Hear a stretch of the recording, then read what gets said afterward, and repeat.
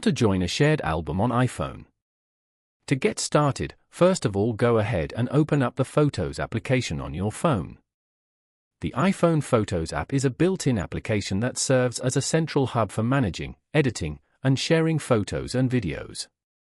It allows users to view, organize, and interact with their media library.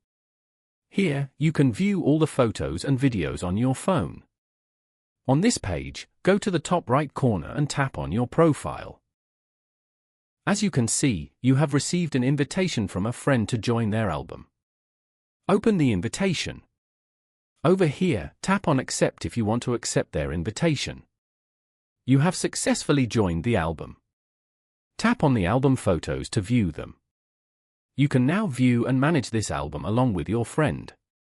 Following these steps, you can easily join a shared album on iPhone. Thank you for watching. Please leave a like if this tutorial helped you, or leave a comment below if you have any questions related to the video.